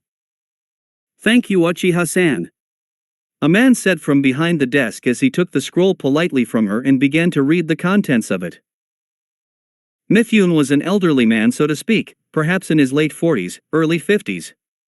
He had long purplish hair that showed signs of graying, along with bandages that wrapped around the top of his head, along with a small mustache. He wore a simple navy blue kimono with black sandals. Strapped to his side, Naruto saw a katana with a black handle strapped to his side. Beside him were 2 samurai wearing the traditional Iron Country armor along with the helmets, which Naruto had to admit looked a little strange. After a few minutes of reading with an expressionless look on his face, Mifune nodded and gave them a small smile. "The terms in this scroll are agreeable. Allow me a few minutes to write up a reply scroll," he said as he brought out a blank scroll and some ink. He began to write as the team stood there silently as they waited. After he finished, he handed the new scroll back to Makoto, who bowed and thanked him. They were about to leave, but Mifune stopped them. "If I were you, Uchiha-san, I would stay in town for a day or two. There is a strong blizzard that will be coming through the area tonight. Anyone who gets caught in it will most likely freeze to death. He said. I see. Thank you for the information and looking out for my team. Makoto said, bowing to him again to show her thanks. As Naruto, Itachi and Anko began to leave the room, Mifune used a few hand signals to send a silent message to Makoto. The two boys had looked so emotionless and both had a tired and worn-out look on their faces. What is wrong with the two boys? Makoto sighed a little sadly and made a few hand signs in return. First kill. Mifune immediately had a look of understanding cross his face since it did explain everything. He nodded to her as they left and sat back in his chair while putting his sword in his lap. He noticed Naruto's blade in his right hand, couldn't help but feel intrigued. He knew that not many from the Leaf practiced in Kenjutsu, and it made him a little curious at how he was progressing. Early next morning. Naruto lay on his bed and just stared up at the ceiling spread all over his futon with the image of the man he killed still on his mind. Every time he tried to fall asleep he would see that man standing in front of him. I wonder if this happens to others who kill for the first time. He thought as he looked out the window to see it was still dark outside, though the morning sun was slowly pushing its way through. He looked over to see Itachi was asleep, having spoken with Makoto for a few hours about it the night before, and he looked a lot better than he did. Makoto did the same for Naruto, however even with her words, it would not leave his mind. Realizing he would not be getting any more sleep for the time being, he got out of his futon and put his clothes on. He carried Shusui in his right hand and made his way out of his room, which Mifune had kindly given them during their stay in Iron Country and not get caught in the blizzard during the night. Making his way through the hallways as well as looking at some painting and decorative samurai armors that were presented on display, Naruto eventually stopped at one of the indoor training rooms that they were told they could use. Since the environment of Iron Country was not the best to train in, the samurai had multiple giant rooms made for the sole purpose of training.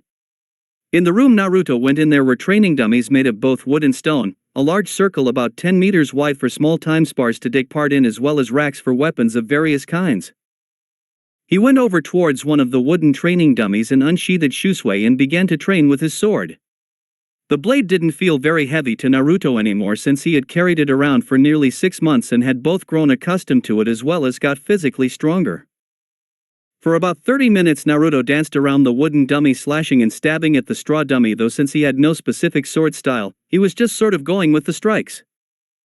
From behind him a pair of eyes rested on him as they watched him attack the straw dummy. Where Naruto was, he could feel someone watching him but did not let on that he knew. They did not feel like a threat but more like they were curious. As if they wanted to see what he would do next. A few moments later the figure that was watching Naruto dashed forward at great speed with a katana in their hand and swung towards Naruto. Naruto, feeling them suddenly appear behind him, turned around as quick as he could and blocked the strike with Shusui. Turning around he was surprised to see Mifune standing there in front of him examining both Naruto and Naruto's sword. Lord Mifune, Naruto said in surprise as he quickly sheathed his sword and gave the general of Iron Country a bow.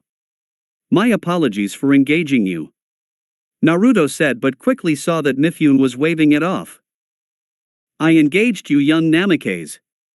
It is I who should apologize.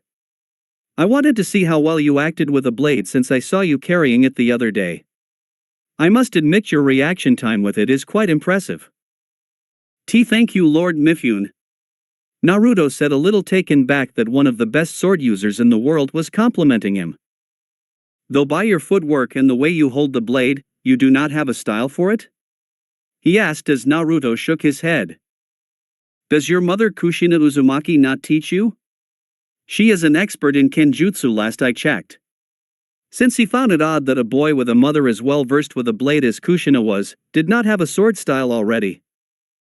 Mifune watched as Naruto shifted a little as well as saw the small look of bitterness cross his face. My mother is a busy woman. She does not have the time to teach me and continue her other duties in the village, he said, looking away. I see, Mifune said before his face softened a bit. May I, he asked, wanting to take a look at Shusui. Naruto was a little hesitant since his sword was becoming one of the most precious items he had, but allowed it. Mifune took it and immediately noticed that it was heavier than other blades. He also noticed how different looking it was since the metal was black with a red wave-like pattern going down the middle of the blade ending at the tip, but admired its unique beauty. This is a strong blade. A blade meant for a lot of power and physical strength. To be able to hold a blade that is as heavy as it is at your age is impressive. Though you would need a style to fit this, he said as Naruto nodded. Come. Mifune said as he gave Naruto Shusui back and headed towards one of the sparring circles. They stood in the circle and Mifune drew his blade out of its sheath as Naruto did the same. Come at me with the intent to kill Naruto-san. Otherwise don't attack at all. Naruto bit his lip a little but nodded. Taking a deep breath, he gripped the handle of Shusui in a tight grip though not too tight and went forward towards Mifune. He swung at Mifune who easily blocked the strike with his blade and first acted on the defensive, letting Naruto get a few strikes in. Every strike Naruto sent towards Mifune, the experienced samurai blocked it each time and blocked it with little difficulty. You must try much harder than that. Mifune said to Naruto as he spun, catching Naruto off balance and knocked Naruto in the chest with the back on his sword and making him stumble back. Shaking his head, Naruto went forward again, this time striking at a fast speed and trying to catch Mifune off guard. Mifune though once again blocked with ease and dodged the strikes. Naruto swung Shusui a little higher than before and brought it down at a greater speed and with a bit more power behind it. Mifune locked his blade with Naruto's, making a loud clang sound out through the training area. Naruto tried to push back but Mifune's strength was greater and Mifune pushed him back before pushing him off a little bit and like earlier knocked Naruto back with the back of his sword. Naruto breathed in and out a little heavily, getting a little frustrated that he could not land a single strike on Mifune. He charged forward for a third time but this time Mifune locked his sword with Naruto, spun it around in Naruto's hand before disarming Naruto with a swift chop to the back of his hand, making him drop Shusui. No! Naruto thought as he watched Mifune swung his sword towards him, obviously putting Naruto on the post and wanting him to think of his own way to get his sword back. As the strike was about to hit him, Naruto took a leap of faith. Please let this work. He thought as he waited for the strike to hit before he felt the air shift a little. Raising his hands up, he threw his hands in front of him and caught the blade in his palms.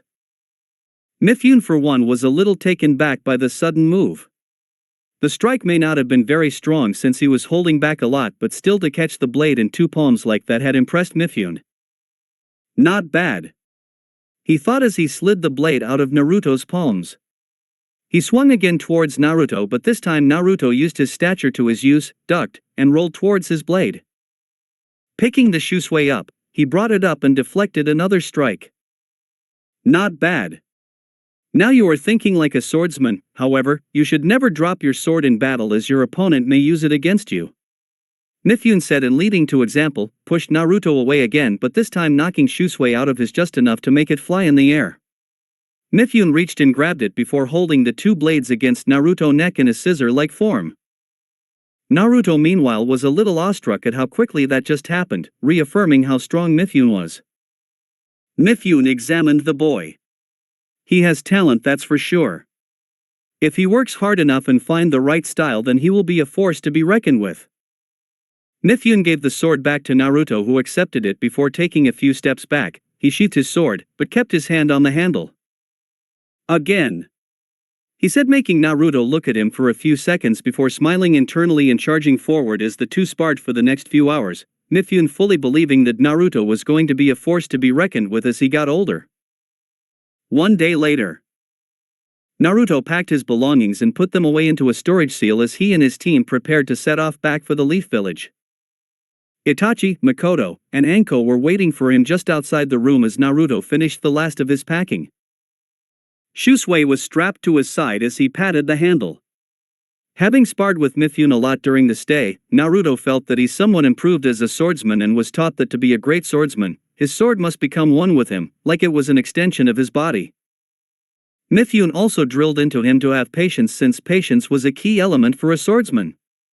After their last spar, Mifune had been impressed with Naruto and told him to get stronger so that one day Naruto and Mifune could have a clash of swords like never before. As Naruto was about to leave, a small breeze went through the room, making Naruto stop, and a chakra signature appeared suddenly. However, it disappeared as quickly as it came. Turning around, he saw on one of the side tables a slightly large scroll now stood out. He went towards it and saw a note on the side.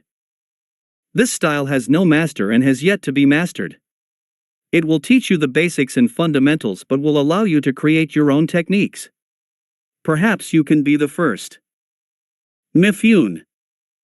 Naruto's eyebrows shot up in surprise. He was thankful that the general of Iron Country was nice enough to point out a few of his flaws and help improve them as well as apart with him, but now he really had to thank the man, for he believed he had found a style that would fit him. Naruto took the scroll and read the name of the side of it. Itoryu, One Sword Style. Weird name. Naruto thought as he opened it up and took a few glances at it before a grin appeared on his face. This is perfect. Naruto muttered before quickly sealing the scroll into a storage seal on his arm. As he left the room, he didn't notice Mifune standing with his back to the wall beside the window with his arms crossed and eyes shut. I look forward to seeing who you become, young Uzumaki, he said before disappearing. Naruto met back up with his team, looking back for a second at the compound before they finally began making their way back to Konoha. And so, do the three of you understand the importance of this? Minato asked in full Hokage mode as he sat behind his desk with Team 13 and Makoto standing in front of him. Yes, Hokage-sama, Naruto, Itachi and Anko replied back in a respectful tone. Very good, the three of you are the only team from the Leaf Village this time around who will be competing in the chunin exams, therefore the village has a lot of high hopes for the three of you. Yes, Hokage-sama, they said again. Makoto watched her team with pride evident in her eyes. And above all else, give it your all and know that Konoha and all its inhabitants, shinobi and civilian, are behind you 100% and will be rooting for you every step of the way. The three of you are the best crop of genin we have had in a very long time. With what your sensei has been telling me, the three of you are more than ready for these exams, Minato said, looking at Naruto with pride evident on his face. Though Naruto remained emotionless and looked at his father with slightly bored eyes. Thank you, Hokage-sama. We will do our best, the three said in unison. Minato nodded as he gave them their forms. Remember, you need those forms to get into the exams. So if you lose those forms, then none of you will be able to enter. The chunin exams this year will be held in Suna, which is 3 days' journey away. The exams begin in 5 days, so you will need to get moving by tomorrow, he said as the three genin nodded and bowed to their Hokage before they turned to leave the room. Naruto, your Ka-chan would like to know what you want for dinner this evening since you won't be home for a while. She said she will make you whatever you want, Minato said, thinking Naruto would be smiling a big smile since he always enjoyed Kushina's cooking. Naruto heard his father and slowly turned around, which surprised Minato and Makoto when they saw he was looking at them still with an emotionless look on his face. Tell Ka-chan not to worry. I'm having dinner round Gigi's tonight, he said. Before either could say anything, he shined away, leaving the two adults as the only ones left in the room. What was that about? Minato asked to himself as he looked at where his eldest was standing before turning towards Makoto. Makoto was also looking towards the spot where he had been standing with a similar thought in her head. She had begun to notice more and more lately that Naruto was becoming very distant, and one would even say a little cold towards his parents. He even tried to keep away from his siblings, though she quickly saw that was not possible due to Mina and Mito's clinginess. Plus he had been spending a lot more time at their compound with Itachi and Anko. I'm sure it is just nerves, Makoto answered. I bet the shock of him being entered in the chunin exam has made him a little nervous and a little withdrawn. We were all at that stage when we went to our chunin exams. Do you remember Kushina during hers when she was 14? She asked, making Minato chuckle at the memory. Kushina had been so excited to being put into the chunin exams that when the day actually arrived, she became a nervous wreck and on more than one occasion tried to pull out. Though when her confidence finally came back, she made sure everyone knew that she was going to become a chunin and kick their ass to the moon and back. Naruto was probably just handling it differently. We all do handle certain situations differently. Minato sat there for a few moments before smiling. Yeah, you are probably right. I'm sure that's what it is. Though Kushina will be a little crushed that he won't be here tonight, but I'm sure she will understand, he said before saying goodbye to Makoto and preparing to face the Kage's greatest enemy of all time. Paperwork. Makoto meanwhile as she left the room had a frown marring on her face as she thought about her blonde-haired student in Genin. Naruto, what is wrong? What are you trying to hide? The Uchiha compound. Makoto shunshined back home and immediately sought out her eldest son to ask him about Naruto's actions towards his parents. She found in the backyard playing with his younger sister, smiling towards his little sister. She walked forward and said, Itachi, I wish to ask you something about Naruto.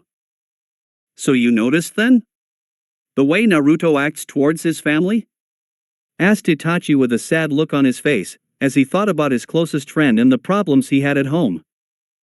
Yes, I noticed. What is that about? He is so cold towards his parents and tries to push away his siblings. She asked, concerned about her students' well-being as well as the state of her best friend and rival's home. When I first met Naruto we were both 7 as you remember? He stated and then continued when his mother nodded. Well, one of the first things I learned about him was that was very good at Fuinjutsu. Yes, which is to be expected with who his parents are. I am sure that they taught him about Fuinjutsu at a young age as is tradition of the Uzumaki clan. She stated, not knowing where this was going. It wasn't his parents who taught him Fuinjutsu, it was the Sandame. In fact his parents didn't even teach him the basics of chakra control, he learned it from Shizen-san. Replied Itachi, pausing to let everything he said sink in. But, why would he have to learn such things from other people? Surely if he had asked his parents would have gladly taught him? She asked, not sure if she wanted to know the answer. Itachi just shook his head and looked towards Hokage Mountain where you could just make out 2 figures on top of the Yandame's head. Naruto did ask them to teach him, however ever since the twins were born they have become less attentive towards him. When Naruto asked his father and mother to teach him Fuinjutsu, his father simply gave him a book to give to the Sandame when he took his lessons.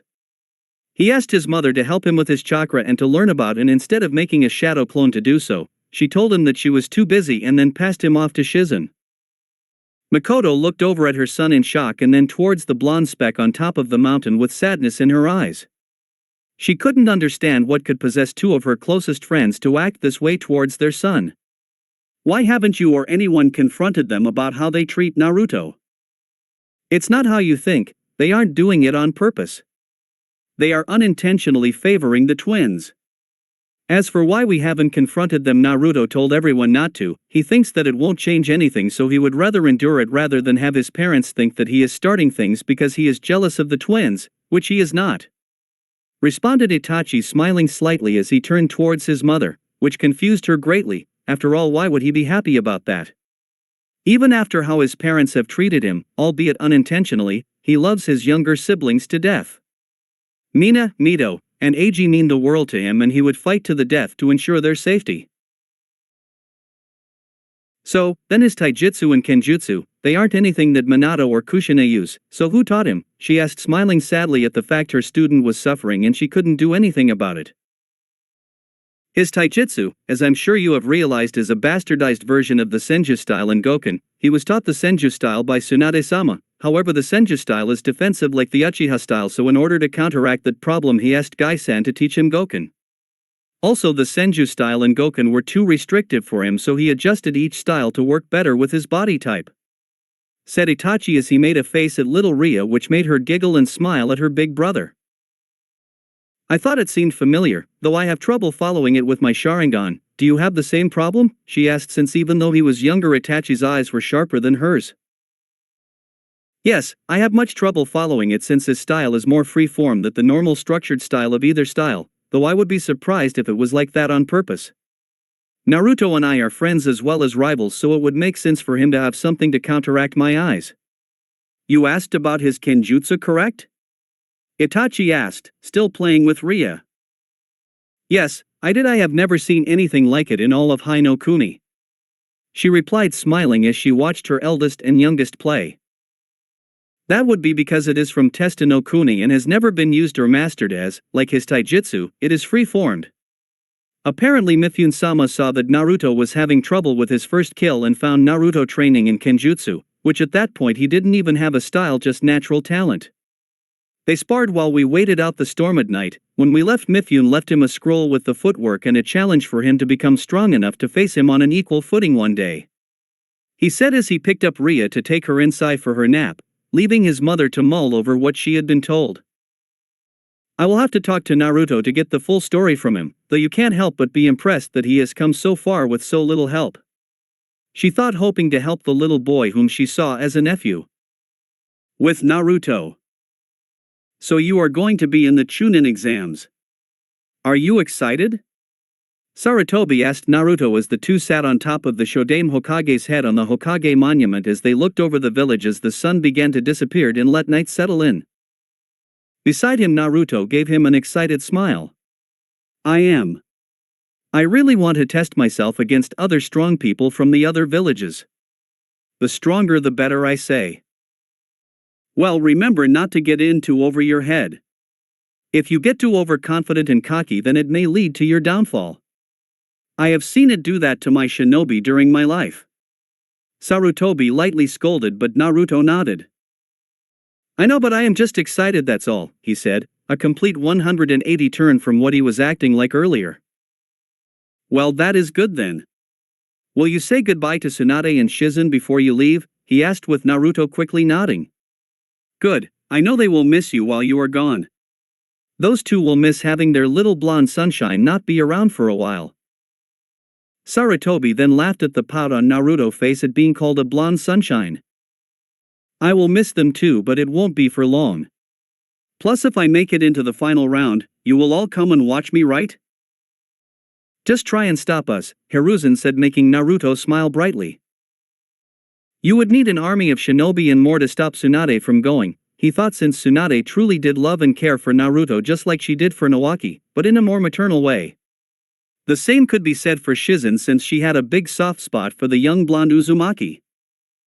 Hell hath no fury like a woman scorned.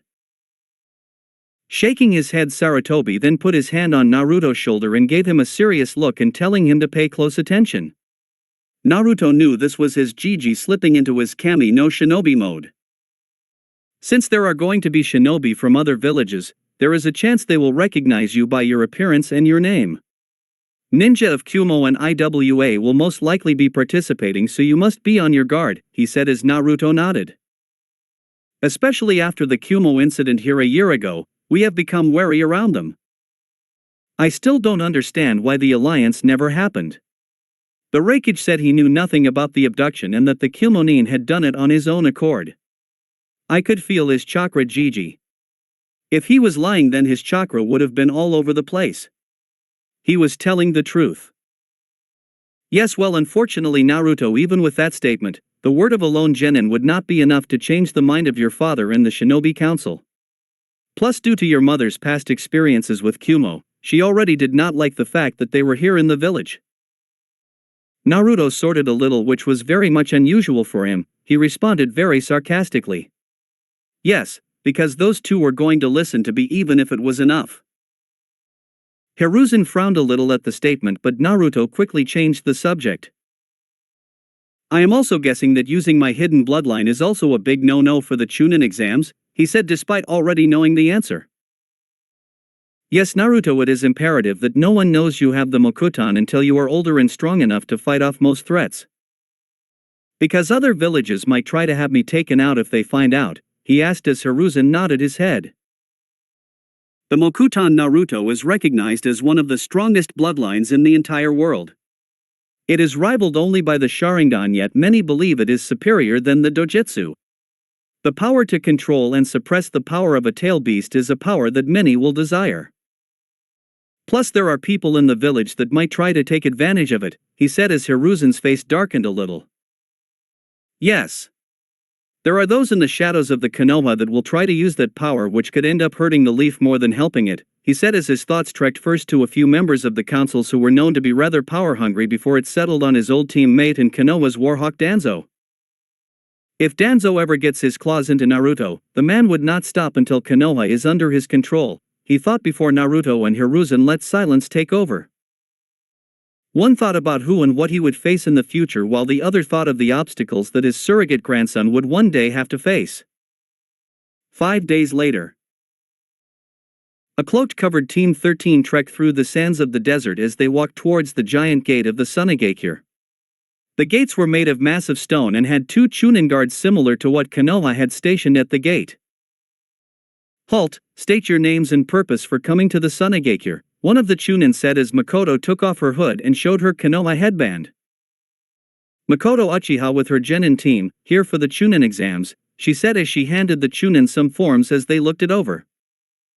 After a minute of looking, the guards nodded their heads.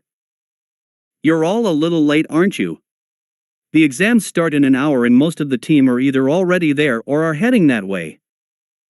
We got caught up in a sandstorm on the way here, so we had to take cover. We should have been here yesterday afternoon, but we had to bunker down for a day and let the storm pass." The chunin both nodded in understanding since sandstorms were very common in the desert of Suna. If you got caught in one or attempted to brave it, then you most likely would not make it. Okay, well, the chunin exams are taking place in the academy building on the west side of the village. You will probably see a few team head in that direction, so just follow them, one of the chunin said as Makoto and the 3 genin all nodded and walked on through. Team 13 quickly made their way through the gates and headed towards their lodgings, which were at the Desert Possum Hotel. Once there, they deposited their bags while Naruto, Itachi, and Anko kept the things they knew they would need for these exams. Once done, Makoto led the trio towards the academy building on the east side. As they made their way there, they spotted a few other teams from the other villages. One was a group from Grass Country if the headbands were anything to go by, while another was from the rain. They kept their guard just in case until after 10 minutes they arrived at the academy building. Makoto stopped at the entrance and turned to look at her team, a proud smile marring on her face. "You all have everything you need, right?" she asked as the trio nodded at her. "Know that the 3 of you have made me so proud this past year and are about to do something that very few people can say they have done within the space of a year. I know the 3 of you are going to go on to do great things if what I have seen from the 3 of you is anything to go by. I know the 3 of you can go all the way in this exam, but remember that in this exam not everything will be what it seems. So look underneath and pick out things that may seem little, but will end playing a big part in these exams." Naruto, Itachi and Anko smiled towards their teacher and in Itachi case mother and bowed to her. "Thank you for putting your faith in us, Makoto-sensei/Kasan, and thank you for helping us get to this point in our ninja careers. Without you, we probably would not have gotten this far." Leaning down, Makoto placed a kiss on each of their foreheads, keeping her lips on Itachi's forehead a little longer than Naruto and Anko, and fought to keep any tears at bay. Though she had only been their sensei for a year, she had loved every moment of having the chance to train her eldest son and his 2 friends. "We promise we will do our best and honor your teachings," they said together again as Makoto stood to the side and allowed them entry into the building. "Hail them all and show the world why the 3 of you will one day be legends," she whispered to herself as she watched them go. Taking a slow breath, she shined away and went to join the other Jonin instructors, wanting to watch as her team progressed through the exam. With Team 13. Naruto walked in the center with Itachi on his right and Anko on his left as the trio made their way through the hallways of the academy. As they walked in, a chunin proctor instructed them that the exams was on the 3rd floor and in the room 3A. As soon as the man had said that, the 3 already knew something about this exam was already fishy. As they walked up the stairs of the academy building, once they got up the stairs they saw the room 3A in clear writing and saw a Grass Nin team head into the room. Anko, thinking nothing of it at first, walked forwards and went towards the door but stopped when she felt Naruto and Itachi's hand rest on her shoulders. "Hold up, Anko, this is not our floor," he said, making her look at him in a confused manner. "But the door is right there." 3A, she said, but by the look on their faces she guessed that was not quite the case. "What number was the room again?" he asked as Anko lazily told him it was 3A. "Right, so then how many flights of stairs have we gone up so far?" 2. She trailed off before her eyes widened a little as she realized what he was getting at. She turned back around and looked at the sai which read 3A. She gazed at it strongly for a moment before seeing the words flicker on it. A genjutsu. She whispered as the others too nodded. It caused her to groan. Ah, I can't believe I almost fell for that, she whined as Itachi gave an amused smirk across his face while Naruto put an arm around her shoulders. Don't worry, Anko-chan. It will happen to the best of us. That genjutsu I am guessing that is there to weed out the groups that are not ready for the exams. If they can't see through a simple genjutsu like that, then it means they are not ready. Since we noticed it, it means we are ready, Itachi added as they watched Anko's eyes ignite into flames as her drive to pass the exams got even stronger. Then what are we waiting for? Let's go kick some ass, she declared as she grabbed Naruto and Itachi's hand and began dragging them up the third flight of stairs. When they finally got to their floor, they saw the real door that they required. They narrowed their eyes on this one to see if it was a genjutsu, but quickly their faces calmed, seeing it was the real one this time. They walked together and after taking a deep breath slid the door open and went inside. When they went in they felt a little nervous, though they never showed it. All around the room were genin teams that look a lot older than they were. Many were in their teens and as they looked around saw that the oldest must have been about 16. Great, more kids, they heard one of them snort out, but Naruto quickly noticed that many of them were gazing at him. That kid looks familiar. You don't think he is the Kiroi Seiko's Yellow Flash kid, do you? Another whispered while others contemplated the idea. If he is, then this exam has got more fun, another said, showing from his headband he was from Kyuubi. If he is, then it must mean he is the Beneheim's Crimson Princess son too. Naruto breathed calmly as he, Itachi and Anko went and stood on one of the back walls. There are a lot of teams here, Anko muttered out as she looked over the teams before she smiled a blood-curdling smile. It just means there are more people to cut and make bleed. Both Naruto and Itachi rolled their eyes at their female teammate but figured it was good that she was at least confident. The two of them were confident, but they knew not to get too overconfident since getting cocky can easily lead to someone getting killed. Deciding to scope out the other teams, Naruto examined the other team looking for any weaknesses he thought they might have, as well looking to see what nation they came from. The first he noticed that a lot was from the minor nation like grass, rain, and even bird country. Since they were smaller in size, Naruto guessed they needed more chunin level shinobi. There was about 2 from Kyuubi that kept sneaking glances towards him, but he also noticed there were no teams from Kiri. But he already knew why though. It was quickly known through Konoha that a civil war had erupted in the Hidden Mist village, and currently the Mizukichi, who was known as Yagura, was at war with rebel forces that wanted him gone. From what Hiruzen had told him, it was due to Yagura wanting the bloodline eradicated, and he saw them as a threat. Naruto quickly figured that Yagura was not a man that should be left to be in charge of an entire village. Looking over the team once more, he was about to look away, having seen all the teams, before his eyes locked in on a team that was on the other side of the room and leaning against the opposite wall. He knew immediately from their headbands they were from IWA, and they looked like an interesting trio. He also seemed interested in them, since by the look of them they must have been the same age as Naruto, Itachi, and Anko was. The first one he noticed was the biggest of them, who was easily the size of a middle-aged teen and was quite chubby. He wore standard red IWA clothing, and as for his feature, he had a very large round nose that stuck out like a sore thumb. Though the boy had a very happy-go-lucky expression on his face, indicating he must have been quite innocent and childlike. The other was the second male member, who for some reason just gave Naruto a bad feeling. He had long straw blonde hair that covered part of his left eye and wore clothes similar to Itachi, which were dark blue in color. His hand kept playing around with some white clay and looked like he was molding it into shapes.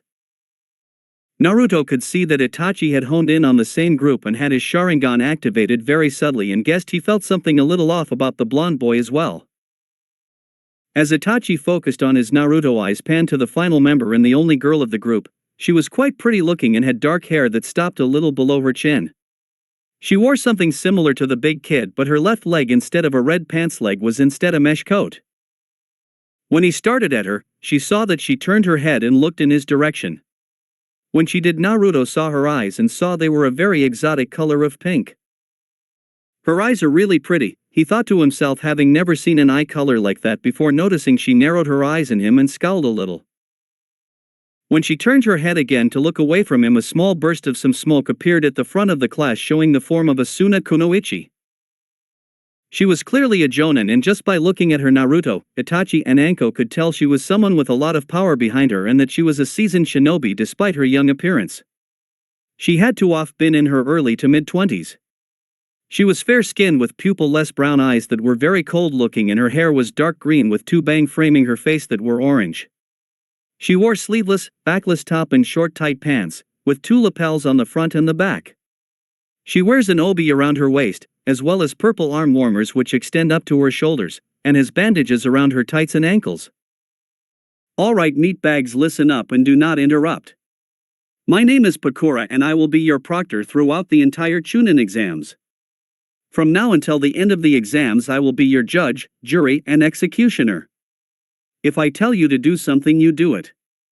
Is that understood? She declared as everyone nodded their heads. Everyone go around the tables and sit in the seat with your name on it, she said as everyone began moving around.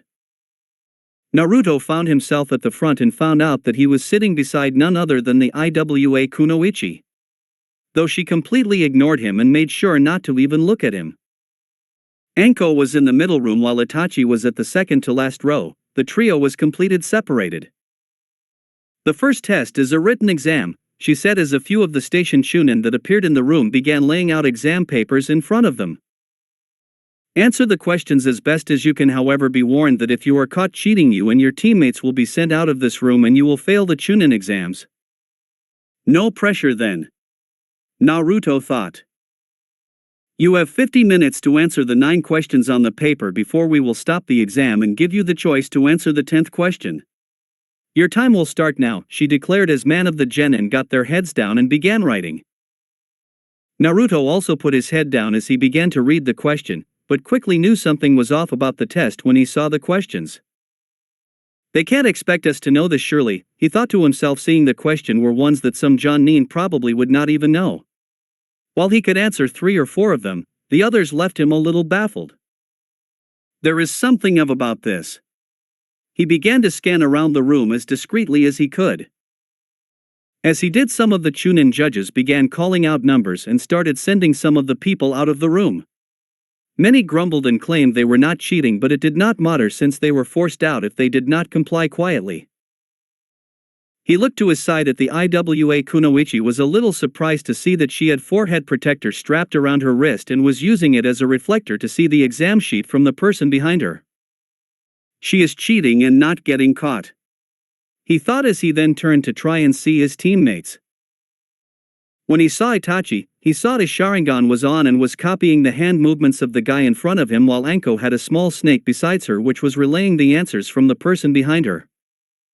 We have to cheat. That is the aim of the first exam, he thought as it finally clicked. Smirking a little to himself, he first answered the question he did know before he put his hands behind his head and leaned back on the chair and closed his eyes, letting himself feel the chakra of all the people in the room. He could feel most were nervous and scared while only a few were keeping together. A few of the chunin proctors looked at Naruto in surprise and saw one of his hands take the pencil on the desk and write a few things before putting it down. He did that continuously for the rest of the 50 minutes. Pakura raised an eyebrow at the kid, wondering what kind of trick he was pulling. Everyone pencil down and listen up, Pakura suddenly spoke, gathering all the attention towards her as everyone complied with the order. Alright, are you all ready for the final question? Pakura asked as they all nodded their heads. Good, because now if you quit you will be disqualified from the exams. However, if you choose to take it and you fail, you will never get promoted and will remain a genin for the rest of your life, she said, flaring her ki, now causing worry and panic to fill most people in the room as many began shouting at how, telling her that it was not fair. Konoha's ninja and Iwa's ninja all stayed silent though as they listened to the others complain. Naruto watched as about 4 teams got up and left the room, not wanting to take the chance. So you think you got what it takes, Gaki? You think because of who you are, you think you can make it? Pokora said towards Naruto, wanting to see how tough the blonde boy was and if he was ready and how he would take the jab. Naruto though just shrugged at her question, gaining looks from many including the IWA girl next to him. I don't really know, but I do know that I won't let your little trick of trying to demoralize us get to me. This question is all about whether or not we are willing to risk it all. We are shinobi and we will be risking our lives every time we go on a mission and step out of our village. If I was not ready to take those risks, then I would not be sitting here waiting for you to give us the 10th question, would I, Proctor-san? Oh, and Proctor-san, just to clarify for you, I am not doing this because of who my parents are. To be honest, I could not care what you think or what anyone else thinks. I am doing this for me because I believe I am ready. So do not insinuate because of my last name that I think I will get it easy, because that is the last thing I want to happen. While his two teammates grinned, Pokora looked around the room to see others who had been ready to leave were now sitting put. His little speech giving them what strength they needed to stay put. Pokora sighed before giving them all the evil eye. For those who are still here, then I will tell you all this now. Pokora spoke as she raised her chakra levels to intimidate the genin, which worked as she showed of her power. You, pass. When she spoke, many looked confused and asked about the 10th question, to which she began explaining to them that the choice to take the risk of continuing was the 10th question and that everyone that remained had moved on to the second part of the exam, much to their delight and others' relief.